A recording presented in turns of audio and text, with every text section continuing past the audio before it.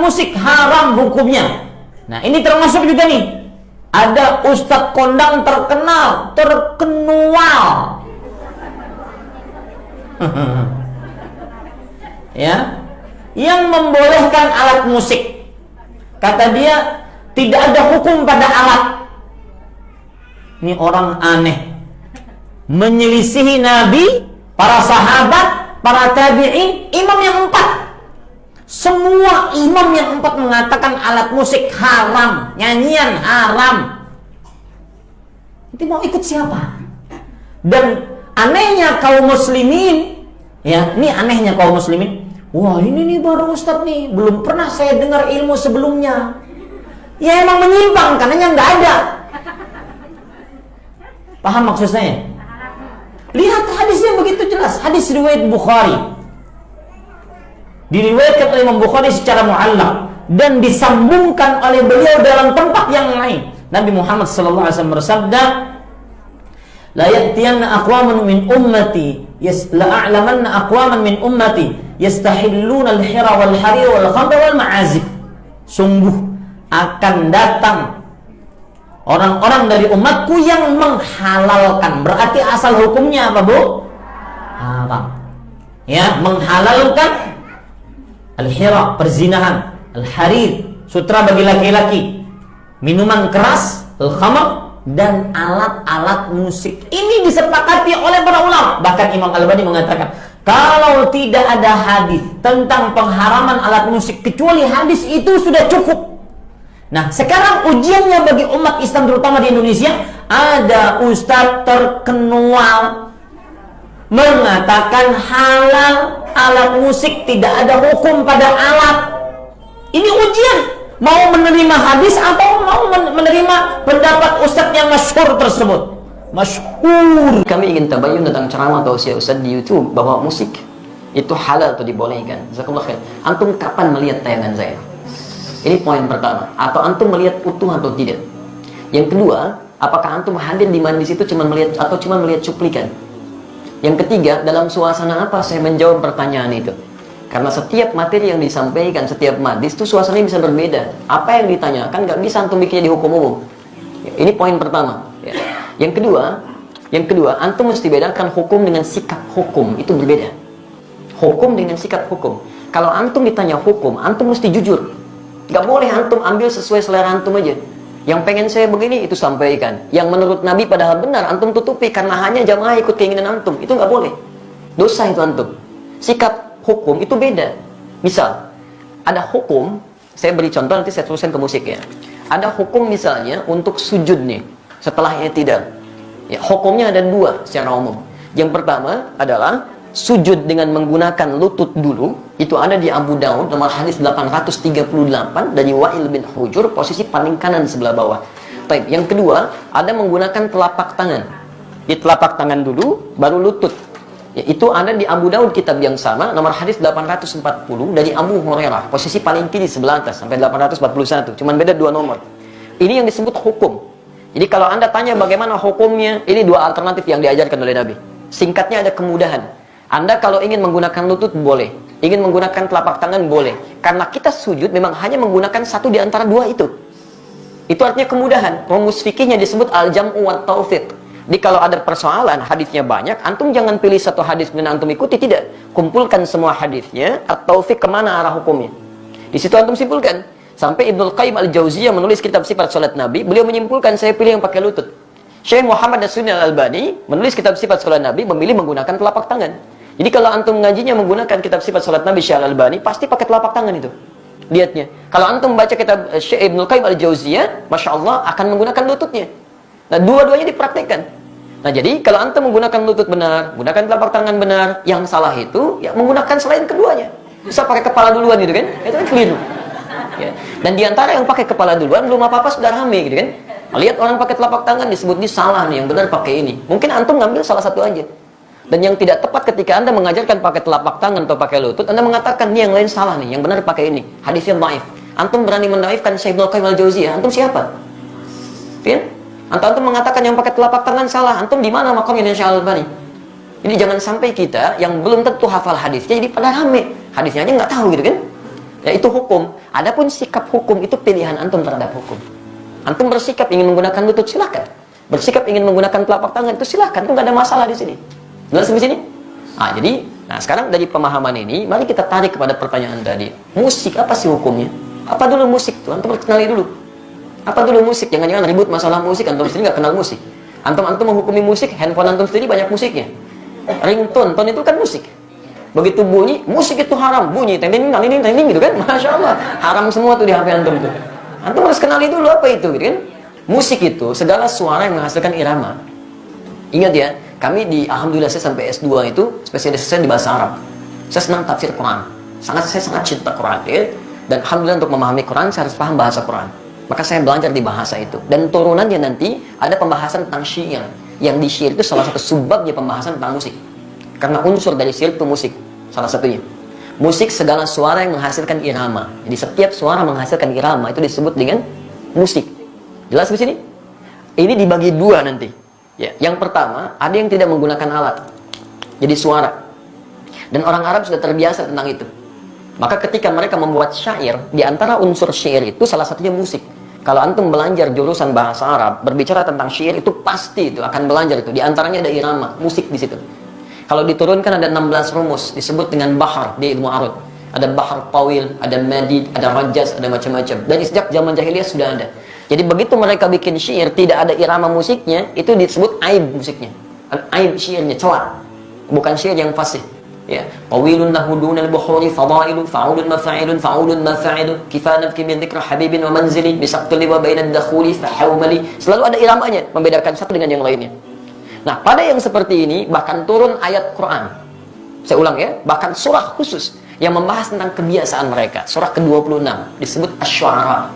Asy-syu'ara itu jamak dari kata syair yang berarti pemusik, penyair. Nggak pakai penyair. Itu penyair. Saya ulang ya, penyair. Jamaknya asy-syu'ara. Tayyib, kalau antum baca nanti dari ayat 224 sampai ke ujungnya, singkatnya apa? Ada kebiasaan-kebiasaan mereka ketika ayat turun dicela oleh Quran. Dicela oleh Quran. Wasyu'ara'u yattabi'uhumul ghawun, dan para penyair itu seringkali menghadirkan hal yang tidak bermanfaat. Wa hum fi kulli wadin yahimun, ada yang datang ke lembah-lembah nyari inspirasi sehingga ibadah ditinggalin. Datang ke lembah, jadi apa Pak? Dari ilham. Kan ilham tetangga Bapak. Enggak, saya di sini. Jadi itu, dari inspirasi, nulis macam-macam. Sehingga maaf, kebaikan-kebaikan diabaikan. Kan sholat tertinggal, macam-macam tertinggal. Zaman jahiliyah banyak yang begitu. Sehingga ketika zaman Islam dibedakan. Yang seperti ini gak ada banyak manfaatnya. Bahkan ada yang menuduh Nabi SAW. Ada yang menyerang Nabi dengan syair. Banyak. Ada Zuhair bin Abi Salma sebelum dia tobat. Nyerang Nabi itu. Disebutkan begini, dan sebagainya. Apa yang terjadi? Sisi lain, banyak juga penyair muslim. Di antaranya Hasan bin Sabit.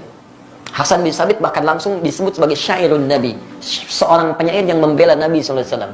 Jadi begitu di sudut sana mencela Nabi, di sini kemudian membalas dengan membela Nabi SAW.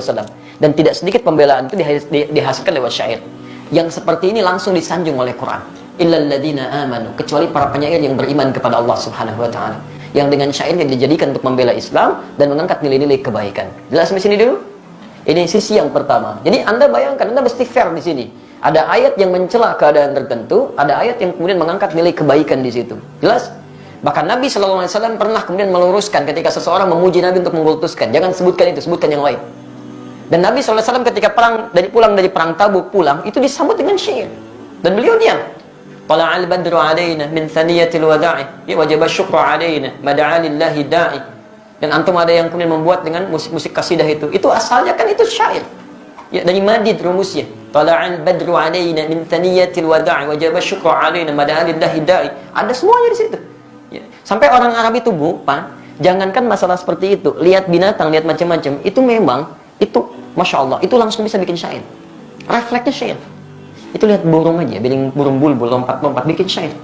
Al-Asma'i pernah bikin, cuma gara-gara burung bulbul lompat ke dahan-dahan bikin syair. Suatu safiril bulbuli hayyajab qalbi tamini al-ma wa zahru ma zahri lahzul muqali fa anta yasridi wa sayyidi wa mawlani fakam taymuni ghajilin uqalqali qatabtuhu min wadatin fi hadha ar-rajuli faqala la faqad ghada muharmini wal walad wali wa waydani faqultu la tuwalbini fabayyin lu'ali qalat law hina kadha in hadadul muqali kahatan kakailali tabtabi ada semuanya. Dia bikin itu. Dan dalam suasana membikin itu Nabi biasa saja. Jadi ketika buruk dicela oleh Nabi, ketika baik didiamkan oleh Nabi. Maka dari sini ulama sepakat dalam persoalan syiir, musik yang berasal dari suara. Awas ya, berasal dari suara itu terbagi pada dua bagian. Ada yang dicela sampai tingkat keharaman ketika menjauhkan dari Allah Subhanahu wa taala, membuat diri lalai, makruh dengan kalimat-kalimat yang tidak pantas dan yang haram. Jelas? Tapi kalau yang dimaksudkan kalimat-kalimat kebaikan, sampai Imam Syafi'i punya syair disebut Diwan Asy-Syafi'i, ajakan pada kebaikan, ketaatan di situ, itu dibenarkan oleh para ulama. Tidak ada masalah di situ, yang disebut dengan hukum boleh. Jelas di sini? Jadi pernyataan saya jangan di framing gitu kan, jangan dipotong seakan-akan Ustaz dibolehkan ini, kata siapa? Saya nggak pernah membolehkan itu. Hukumnya ada di Quran, turun sejarahnya, antum bisa lihat, ini yang tidak boleh, ini yang boleh. Nah, sekarang alat musik. Bagaimana dengan alat-alat musik? Antum bisa perhatikan kalau munculkan hadis-hadisnya, ada yang langsung dicela, bahkan didekatkan dengan zina. Kan? Allah akan datang di masa nanti orang-orang menghalalkan zina, menghalalkan khamar dan menghalalkan alat-alat musik, gitu kan? Pernah dengar hadisnya? Tayyib, itu apa yang dicela? Hal-hal yang bisa menyesatkan kita pada keburukan, yang menjauhkan dengan Allah Subhanahu wa taala. Bahkan disebutkan oleh Nabi, seruling itu bagian dari panggilan setan, gitu kan? Karena ketika dia digunakan banyak orang maksiat di situ. Ya, minum khamar, ada yang mabuk-mabukan, ada yang berzina, ada yang macam-macam. Silahkan cek ya, silahkan antum cek. Setiap kali menemukan musik di tempat-tempat yang tidak baik, pasti turunannya maksiat. Itu yang jatuh haram di situ. Haram dan seterusnya. Tapi ada di antara hadis-hadis yang antum pernah lihat, bukankah pernah Nabi SAW datang ke rumahnya Sayyidah Aisyah? Baik, apa yang terjadi? Rupanya di situ sedang ada pesta yang diadakan oleh Sayyidah Aisyah. Sedang bergembira. Tiba-tiba ada dua di antara khadimahnya sedang bermain gendang, gitu kan? Baik, tobul. Dia sedang kemudian bersyair. Datang Abu Bakar. Ketika Abu Bakar datang dikatakan, Abi mazmur syaitani fi baitin Nabi sallallahu alaihi wasallam. Ini yang setan ada di rumah Nabi? Kata Nabi, biarkan, daha ya Abu Bakar. Falikulli ummatin 'aid. Karena setiap orang, setiap umat punya hari rayanya. Biarkan aja katanya. Jadi ada yang dibiarkan oleh Nabi, ada yang tidak diperkenankan. Tapi pembiaran Nabi itu juga bukan menjadikan Nabi fokus kepadanya. Nabi nggak fokus. Nabi nggak pernah misalnya pikirin itu, nggak pernah nikmati itu. Jadi beliau biarkan, tapi beliau nggak mencela. Jelas di sini?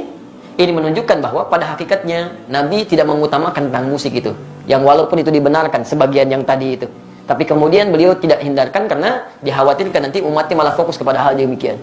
Jadi ada yang dibenarkan oleh Nabi, tidak seketika dilarang dalam sifat-sifat yang seperti tadi. Adapun yang tadi alat musik yang lain yang digunakan pada sesuatu yang maksiat, yang tidak baik, itu yang dihukumi haram oleh agama. Dan pada hakikatnya alat tuh nggak ada hukumnya. Alat benda nggak ada hukumnya. Saya mau tanya, apa hukumnya golok? Apa hukumnya pisau? Nah, antum belajar usul fikih dulu. Hukum itu tidak melekat pada benda. Hukum itu melekat pada amalan. Ingat, pada amal, bukan pada benda. Golok digunakan untuk apa? Kalau digunakan untuk sembelih hewan korban, maka hukumnya dia halal. Tapi kalau digunakan untuk, nah ini poinnya. Misal, ancam orang, bunuh orang. Saya kemarin ke Bali, Masya Allah. Ya. Begitu turun dari rumah makan, ada seorang, Ustaz, mohon Ustaz untuk makan hari ini aja, untuk makan hari ini aja. Tapi yang dipegang, golok, kemudian pisau, ditutup, bagi dihadapkan ke kita. Begini, Ustaz, tolong untuk makan hari ini. Masya Allah. Itu luar biasa, kan? Itu luar biasa. Dia meminta dengan cara yang tidak elok, gitu kan? Walaupun kita paham maksud dia butuh sesuatu. Tapi dia katakan, ini loh pisau saya. Ini golok saya, gitu kan? Itu nggak boleh yang seperti itu. Itu haram hukumnya golok digunakan demikian. Jelas ya? Baik, jadi teman-teman, ketika saya ditanya hukum, saya jelaskan inilah hukumnya begini.